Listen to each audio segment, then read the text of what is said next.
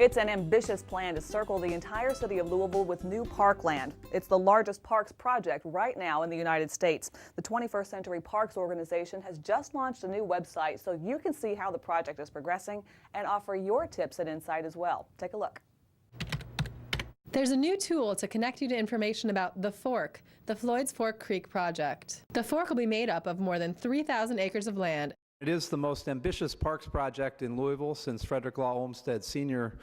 Came here in the 1890s to build our wonderful park system of Cherokee, Shawnee, and Iroquois parks and all the connecting parkways. The new website, www.21cparks.org, offers information about the project's progress and a way for you to get involved and give feedback. 21st Century Parks is a partner in Louisville's City of Parks initiative and will make up about a fifth of the Louisville Loop connecting all the major area parks. And there's a look at 21st Century Parks. Mayor, this is another enormous public-private partnership. How does this work with the city and 21st Century Parks? You know, 21st Century was set up as a nonprofit entity by David Jones and his son Dan Jones.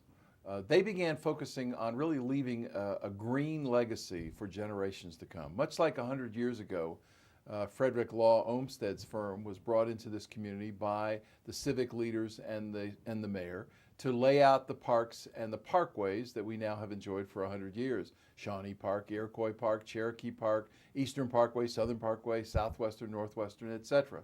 So we, the city, have always been talking about being a city of parks. And Mr. Jones focused on the opportunity along Floyd's Fork for about 20-25 miles that begins along Floyd's Fork around Shelbyville Road and ends up over at McNeely Lake. And the chance to be able to develop 3,000 to 4,000 new green acres, parkland, that's about about four Cherokee parks, to put it in perspective. To be able to have some of those parks as passive, some of those parks as active.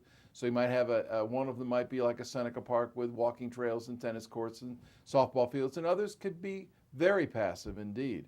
The Jones family went out and raised $20, $30, $40 million to be able to purchase some of the land. They're now raising money to maintain the parks. Our senior senator in Washington got about $38 million to be able to be used for that area. We'll put about 18 to 20 miles of the loop, which will ultimately be a 100-mile loop around the entire suburban area of the new Louisville, Kentucky. So it's just one of the most exciting projects, and as you said, the largest project for green space anywhere in America. The thought is that you can't asphalt and develop everything. And one of the great things about the old part of Louisville is the sustainability of the housing around those parks, meaning that when they were built, I don't know, in the early 1900s, they have been renovated and refurbished, and if the new thing is to have a fireplace, you build a fireplace. The new thing is to expand your kitchen, you expand your kitchen. But you do that, and the sustainability is the neighborhoods stay in those areas and grow and modernize in those areas because people want to be near parks.